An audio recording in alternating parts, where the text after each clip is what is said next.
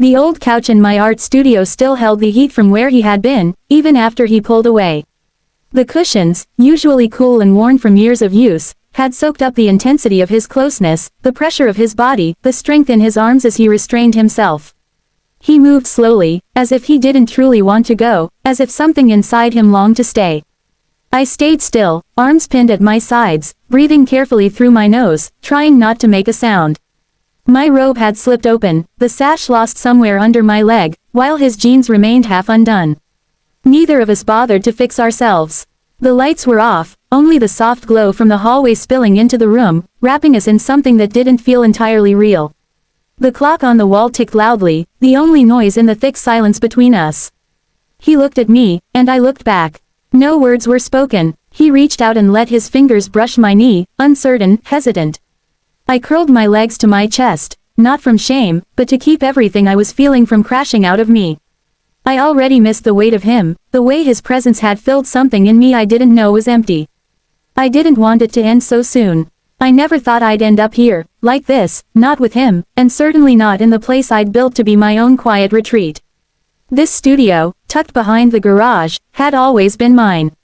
It was messy, filled with old paintings and forgotten projects, its windows streaked with dust and time. No one else really came in here, only when something broke. He'd helped with those things over the years, a rattling heater, a crooked table leg. Always polite, always careful. I'm 43, been married for 19 years. My husband is a good man, a steady provider, a caring father. We don't fight, we don't struggle, but we also don't see each other the way we once did. The passion faded somewhere along the years, hidden under to-do lists, grocery runs, and school schedules. Then Daniel showed up, my brother-in-law's godson, 31, with nowhere to go. He moved into the guest house. Said it was temporary. That was 2 years ago. He slowly became part of our lives. Helping out, fixing things, walking the dogs.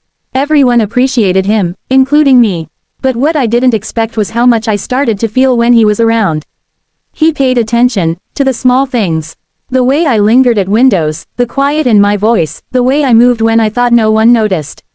It wasn't flirting, we never crossed a line. Not at first, but something unspoken lived in the spaces between us. One day, he handed me a cup of coffee and our hands touched, just for a second.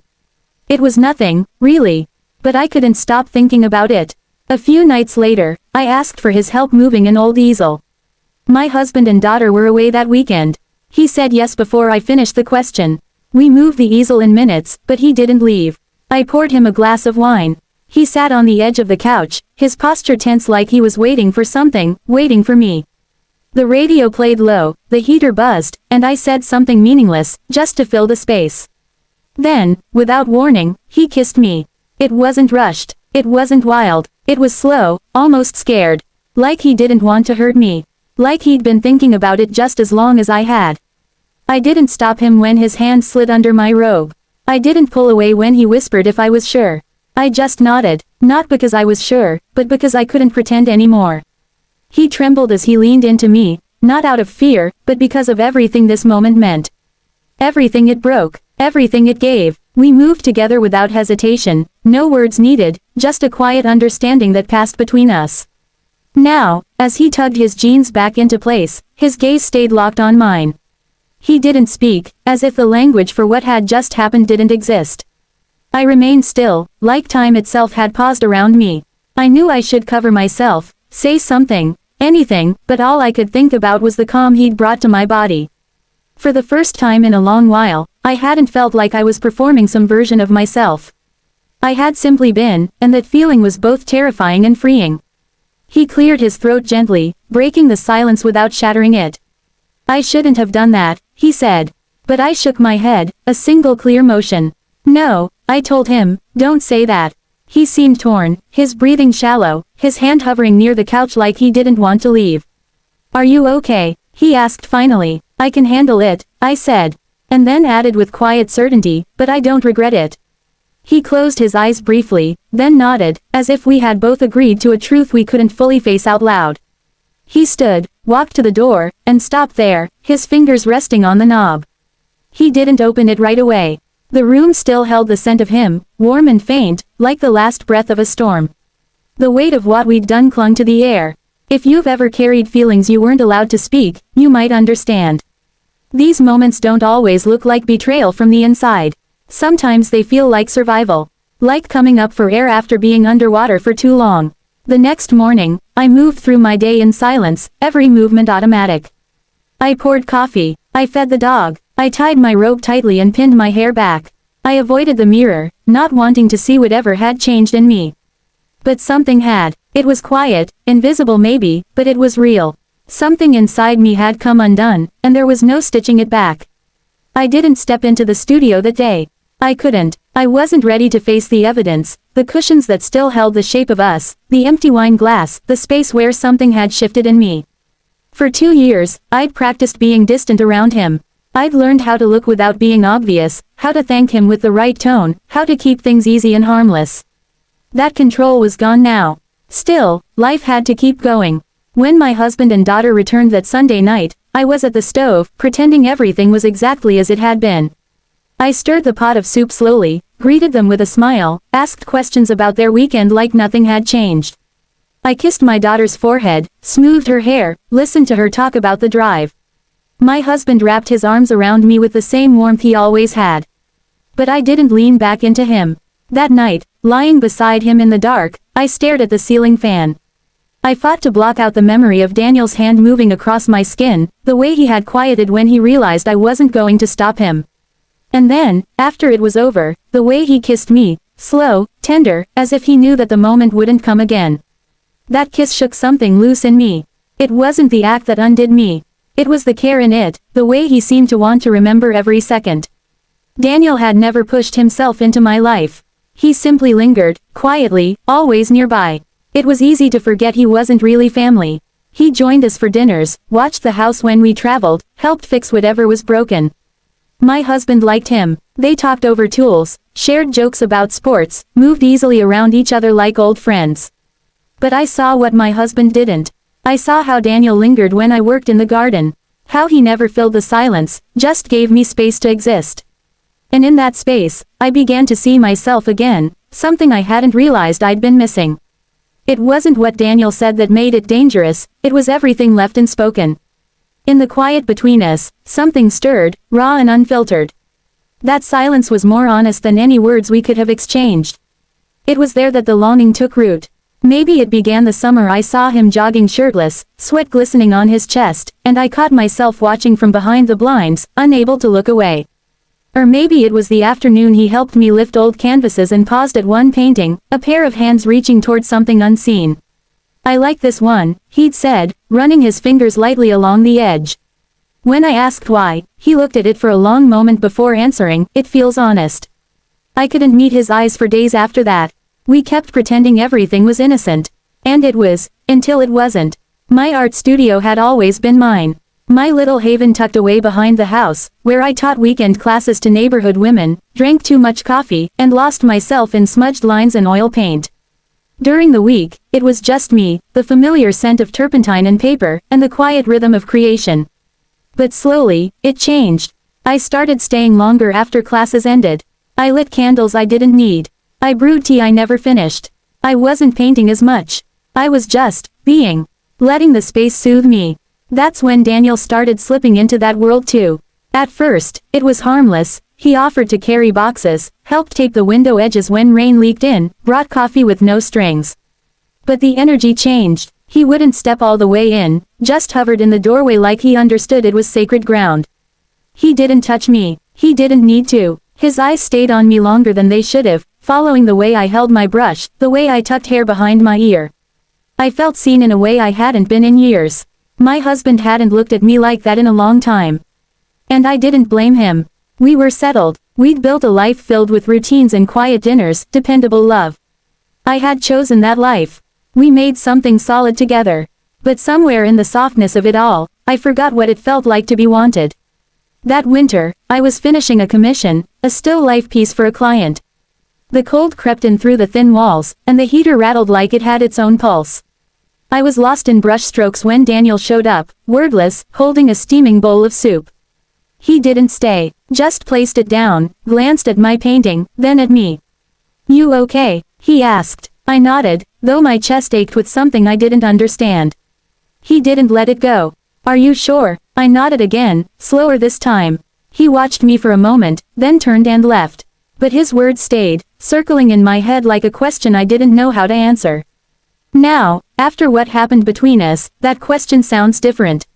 More intimate, more dangerous. I told myself what happened was a one-time thing. A lapse, a secret I could lock away and never let surface again. But the next morning, as I walked past the guest house toward my car, I saw his truck still there. His boots by the door. The curtain shifted slightly, and I knew he was watching. Waiting, not with pressure, not with need. Just there, a presence I could no longer ignore. The days that followed were a haze. I forced normalcy, taught my classes, cooked dinner, smiled through small talk at the store. But something inside me had shifted. The world felt slightly off balance, like the furniture in my life had all been nudged out of place while I slept. Then came Wednesday. The sun hung low in the sky, casting a soft golden light across the quiet afternoon. My husband was still at work, and our daughter was at a friend's house. As I pulled into the driveway after running errands, I saw him, Daniel, leaning casually against his truck. His arms were folded, expression unreadable, as if he'd been waiting for me. I could have walked right past him, gone inside, shut the door, drawn the curtains, and pretended not to notice. But I didn't. Instead, I walked toward him, each step careful, steady. "Hey," I said, keeping my voice light, though tension curled in my stomach like smoke. "Hey," he replied softly, his eyes flicking to the grocery bags in my hands. "Need help?" he asked. I shook my head. A breeze moved through the trees, and the neighbor's wind chimes broke the silence between us. He wasn't avoiding my eyes, and I wasn't avoiding his. There was no guilt in his face, just a calm, open presence that unsettled me more than anything else could. It meant he was still there, caught in this thing with me. "I didn't mean to vanish after that night," he said suddenly. Your reaction threw me." I swallowed hard. I didn't know what to say. He nodded as if he understood. We lingered there, the space between us tense but unmoving. He shifted slightly, as if unsure whether to say more, but then stopped himself. His eyes dropped to the bags I still held. "You should get those inside," he said quietly, a faint, knowing look in his eyes. I gave a small nod. Yeah, he didn't move, and neither did I. The air between our houses felt heavy, charged. We were just two people standing on gravel. But something more passed between us, quiet and dangerous. As he walked past me, his shoulder brushed mine. The contact was barely there, but it sent a chill up my spine. That night, while folding laundry in the den, I glanced out the window and spotted him in the backyard. He was tossing a ball for the dog, his sleeves rolled up, his skin catching the last slant of sunlight. I froze, towel still in my hands. Then, he turned. His gaze found mine through the glass. For a second, the world seemed to narrow around us. I stepped away from the window, breath shallow. These moments were small, fleeting. But they kept happening, the glance in the hallway, the pause in the kitchen, the brush of a hand too close. They weren't loud, they didn't scream, but they never stopped. Rain fell hard that afternoon, steady and relentless. I stayed longer than I meant to in the studio, drawn in by the gentle tapping of droplets against the glass. A candle flickered beside me, casting a soft glow across the messy table, illuminating the scattered brushes and half-finished canvases.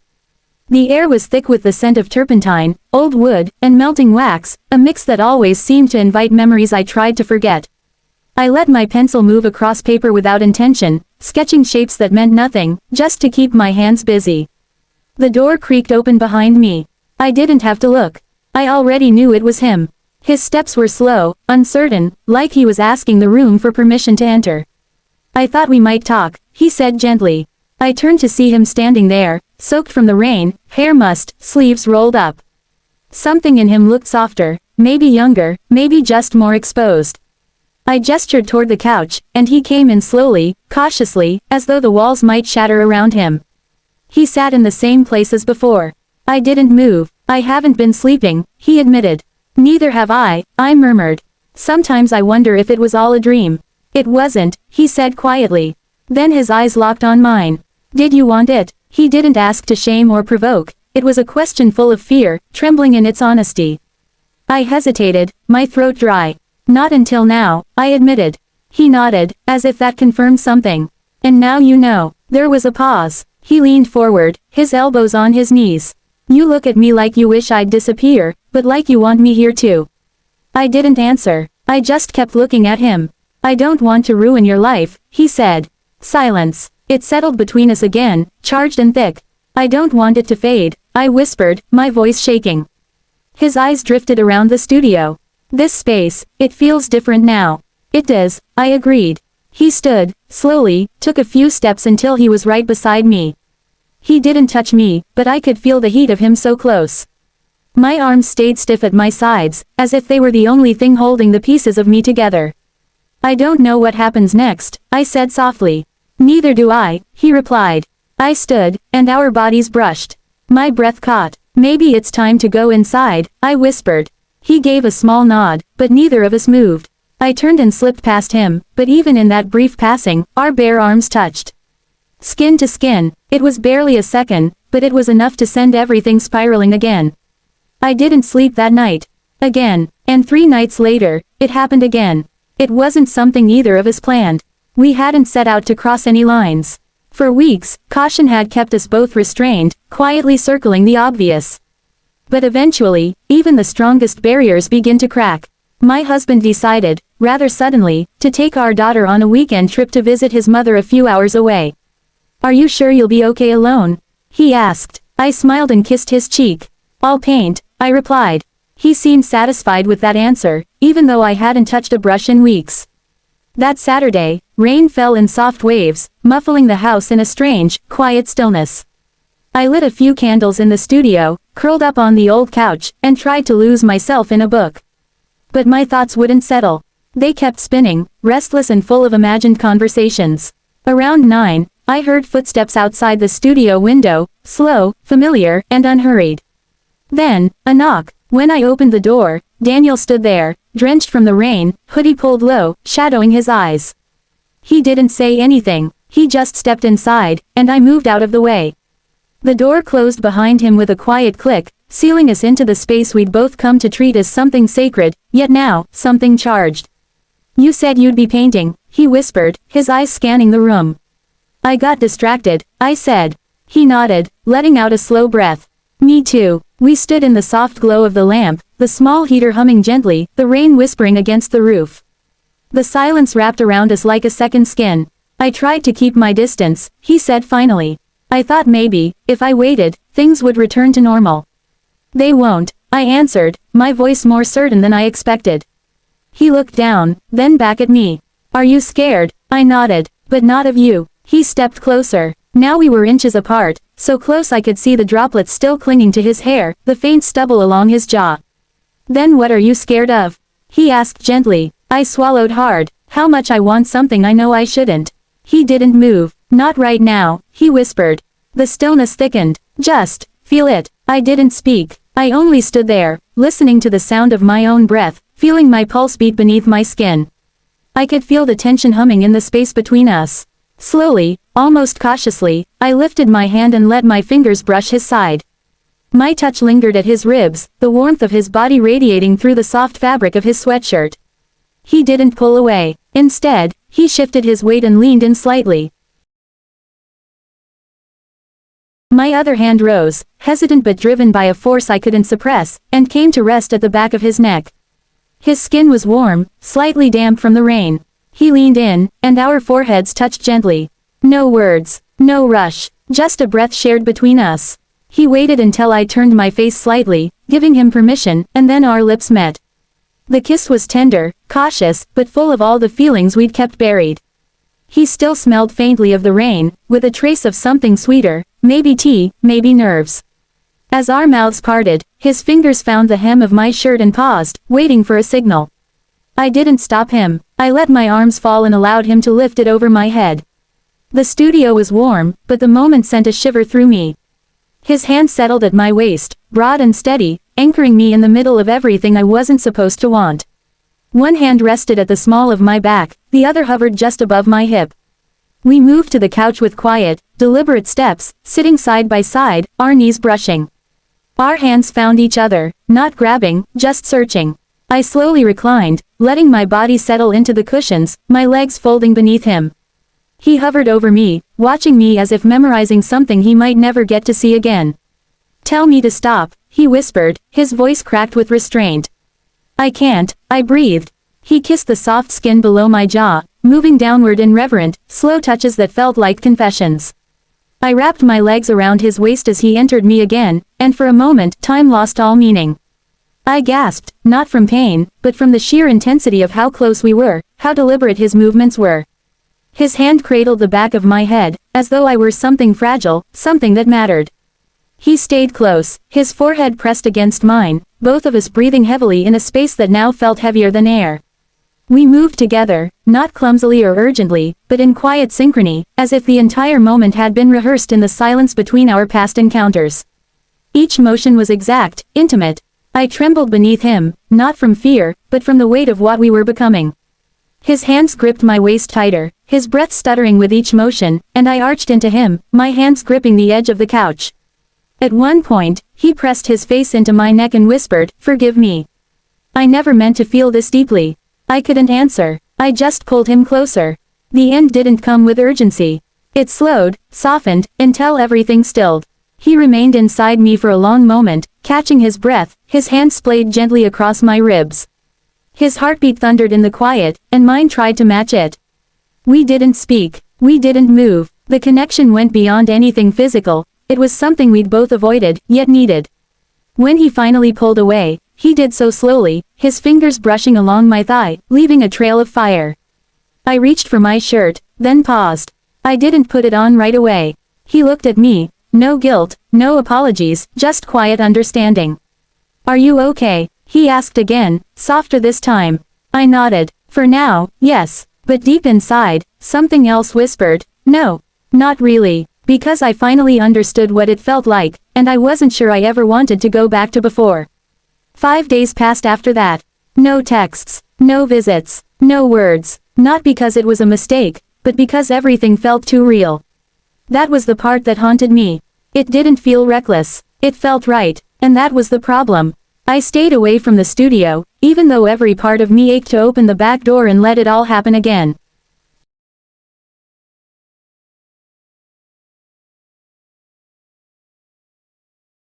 The couch remained where it always had, but it felt different now, like it had absorbed our secrets, holding the weight of everything left unspoken. The faint scent of rain still lingered, mixed with the warmth of his skin on the blanket we'd shared. I kept the windows closed, trying to trap the memory, even as the air inside grew thick and stale. On the third day, I walked into the kitchen just as Daniel entered from the back door, arms full of firewood. We both froze. For a second, neither of us breathed. The dog barked once and wandered off, blissfully unaware of the tension that filled the room. Daniel placed the wood down gently, careful not to make a sound. I reached for the kettle, letting the ordinary task shield me from the heat between us. But our bodies brushed, too close, too familiar, and it sent a jolt through me. "Are you okay?" he asked, just as he always did. I nodded without looking up, pretending to focus on the tea. My hands stayed busy, desperate to remain composed. "Please don't ignore me," he said softly. I turned to him then. "I'm not," I replied. He didn't press me or accuse me of retreating. He just gave a small, broken smile and slipped back out the side door, leaving the kettle to whistle and the silence to close in around me again. That evening, I lingered in the hallway. The house was alive with the sounds of normalcy, my husband's laughter from the living room, the scent of buttered popcorn filling the air. The door to our daughter's room was closed, a soft pink glow spilling from beneath it. Everything looked the same, but I didn't feel the same. My body felt distant, incomplete, like I'd been cracked open and left unfinished. For years, I'd buried these longings beneath the surface of an orderly life. Behind folded laundry, school calendars, and polite smiles. But once that ache was exposed, I couldn't unfeel it. It wasn't just about the night in the studio. It was the way he looked at me afterward, with a kind of reverence that reminded me I was more than someone's wife, more than someone's mother. That gaze saw me, the whole me. And I craved it in a way that scared me. The next morning, I picked up a brush and tried to pour everything onto the canvas. The longing, the guilt, the electric pull of being seen. I stood in front of the canvas, brush gripped so tightly my fingers began to ache. But nothing came, no color, no shape. Just the echo of his hand once pulling me closer, like he feared I'd disappear. That memory stayed with me longer than I expected. Later that night, as the clock chimed 10 and the house slipped into quiet, I heard it, a soft tapping at the back door. Everyone was asleep. The kitchen was dim, shadows stretched long across the floor. My robe hung loose around me as I padded toward the sound. There, just beyond the glass, stood Daniel, his hoodie pulled up, eyes hidden beneath the porch light. "I shouldn't be here," he whispered, his voice frayed with guilt and something heavier, longing. "But you are," I replied. He hesitated, words tangled on his tongue. "I had to see you."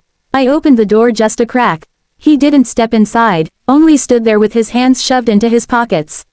I told myself it was harmless, that it would end there. But even that moment was a choice. "My life is complicated," I said, my voice trembling. "I have people who count on me." "I know," he murmured, his gaze not meeting mine. "I never wanted to destroy that." "You didn't," I answered too quickly. His eyes finally met mine. "Then why does it feel like I did?"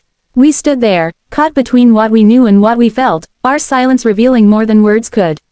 I whispered, "I don't even understand the depth of this, but I can't keep pretending it doesn't exist. You've made it impossible to hide." He took a step forward, his hand brushing the doorframe before pulling back. "I miss how you looked at me that night," he said gently. Tears hit before I could stop them. "Don't say that," I choked out. "It makes it harder to go back." "Do you want me to stop coming?" he asked, his voice soft but steady. I should have said yes. I should have closed the door, turned out the porch light, gone upstairs to the man who trusted me. But I didn't. I said nothing, and that silence gave him the answer he needed. Daniel stepped back, nodded once, and disappeared into the night. I closed the door only after he was out of sight. The next morning, I saw him in the backyard, kneeling near the fence. Our eyes met. No words, just that same charged awareness. He didn't look away, and I didn't either. Later, as I folded towels in the hallway, I caught a glimpse of him again, this time standing beside my husband near the truck. They were laughing together, voices blending, casual and warm. I lingered just beyond the edge of the room, towel clutched tightly in my hands, heart thudding like I'd stumbled across a secret that had somehow become mine alone. I watched them shake hands, firm and familiar, as if the world hadn't shifted.